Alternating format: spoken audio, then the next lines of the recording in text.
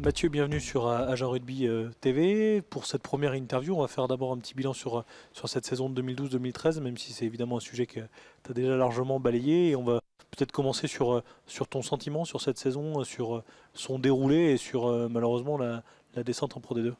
Bah, tu le dis, hein, la descente en Pro D2, donc, ce qui est un échec flagrant dont on est responsable, nous les premiers, le staff, puisque c'est nous qui mettons en place les choses.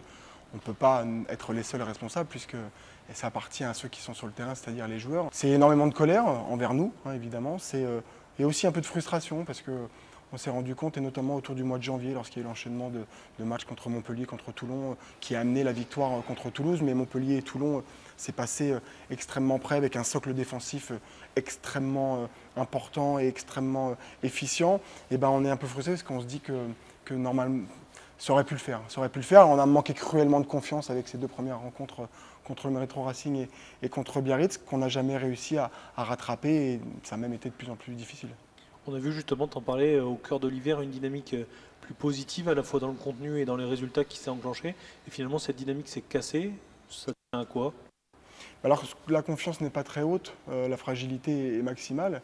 Et effectivement, alors une fois de plus, avec des si, on peut faire ce qu'on veut, mais les deux défaites avec bonus contre Montpellier, 14 contre 15 et contre Toulon, en faisant un excellent match, et pas simplement en résistant, en mettant notre jeu, en arrivant à marquer des essais, et puis en étant extrêmement cohérent sur l'ensemble de la rencontre, avec une très grosse alternance au pied, et puis un socle défensif monstrueux, nous a permis de gagner Toulouse, qui n'était pas bien, mais c'est très haut niveau, de pouvoir prendre l'opportunité. Et là, on s'est dit que ça y est, les choses avaient été intégrées, même s'il y avait eu un petit peu de retard. Mais finalement, la confiance collective et puis les doutes qui ont été un petit peu non dits, puisque les feedbacks, hein, ce qu'on appelle les retours à chaud après chaque entraînement ou après chaque match, étaient souvent extrêmement positifs. On n'a pas dépassé 1 heure d'entraînement. On a beaucoup sollicité de manière informelle ce que les joueurs ressentaient. Et malheureusement, il y avait un décalage entre ce qu'ils ressentaient réellement et ce qu'on partageait ensemble, et ce qui ne nous a pas permis d'aller forcément dans la même direction et de rattraper cette confiance que nous n'avions pas suffisamment au début de saison. Tu parles du jeu, du socle défensif. Est-ce que elle a progressé? Est-ce que même tardivement, mais le collectif a progressé dans le sens que vous vouliez l'amener? Mais il a progressé de par la stat, hein. L'année dernière, il y avait 87% de réussite au plaquage. On est à 86 cette année, donc il y a un petit pourcentage, un petit pourcent de moins, mais on est dans des stats autour de 85 qui appartiennent au haut niveau. Alors moi, je l'ai fait descendre volontairement, puisque dans le rugby, on a ce qu'on appelle le offload, cette capacité à jouer après le plaquage, que je considère comme pas étant un réel plaquage, puisque le jeu ne s'arrête pas. Donc là, le pourcentage descend, c'est ce qu'on va continuer à travailler et même renforcer, puisque pour l'année prochaine, si on bascule un petit peu, le socle défensif, puisque cette année, il a été réalisé plusieurs fois et contre des très grosses équipes, contre le champion d'Europe en titre, qui nous a permis de gagner Toulouse, qui avait permis de faire une très belle performance à Biarritz. Et ben, beaucoup de joueurs qui ont vécu cette expérience-là, si on intensifie et qu'on précise encore plus le rôle de chacun, il me semble que c'est une trame de travail sur laquelle on doit s'appuyer. On a l'impression dans cette saison que Agen n'est jamais passé au travers contre les très grosses équipes, mais a eu plus de difficultés contre des équipes du milieu de tableau ou de lutte pour le maintien. Est-ce que c'est un aspect psychologique, peut-être un peu plus de pression, de concentration pour préparer ces matchs-là? Oui, certainement de pression. Alors là, il y a l'inconscient qui marche au maximum, hein. Les entraînements étaient sérieux, il n'y avait pas de, c'était pas dilettant, il n'y avait pas d'euphorie, il n'y avait pas. Les joueurs étaient concernés, hein, sur la situation sportive que l'on était en train de vivre, ils se sentaient responsables, nous aussi, puisqu'on l'est évidemment.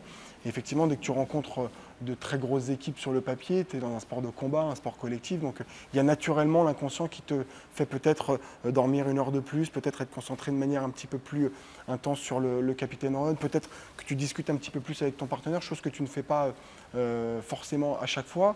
Et effectivement, la désillusion à Bayonne lorsqu'on a pris 30 points, la désillusion lorsqu'on a perdu contre Bordeaux à Chabandelmas, c'est vraiment des moments qu'on a un petit peu qu'on a du mal à expliquer. Alors, il y a de la déception, il y a de la frustration, mais il y a quand même aussi des choses positives à retenir de cette saison. Qu'est-ce que toi, tu as envie de garder comme image positive justement pour la construction de la saison prochaine? Bah déjà un groupe qui reste présent et fidèle à notre équipe pour l'année prochaine et qui auront donc vécu 1 an ensemble dans le sport de haut niveau, qui plus est collectif, le référentiel commun, c'est-à-dire cette trame partagée par tous a un vécu d'1 an. Donc de fait, ce sera plus facile d'y basculer l'année prochaine.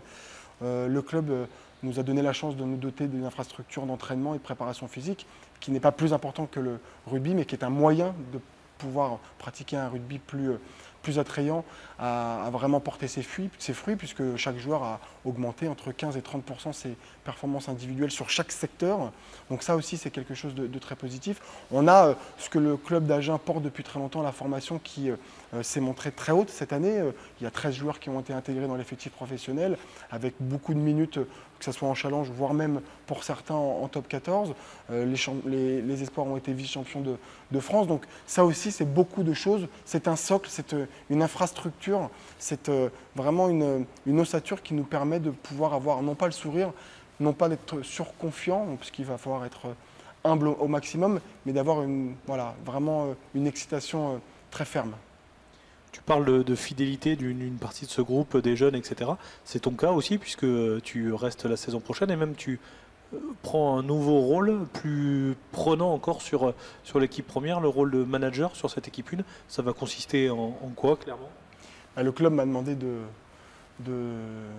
prendre ce poste de manager de l'équipe professionnelle, en restant évidemment sous la responsabilité de Philippe Sella, qui est notre directeur du rugby et qui va être en charge du développement et de la transversalité. On a mis en place, notamment avec Philippe et Jean-Luc Arnaud, responsables de la préparation physique du club, une préparation physique transversale de l'équipe première jusqu'au KDA.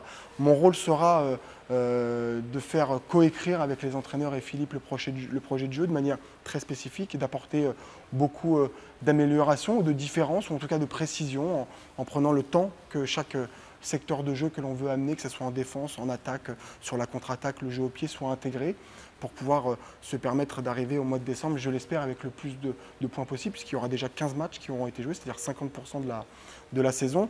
Et mon rôle sera aussi de faire en sorte que l'autorité qu'il doit y avoir dans un club, puisqu'on est plusieurs, puisque chacun a son ego, chacun a sa personnalité, puisse être dédiée uniquement à ça, gagner et gagner pour l'équipe.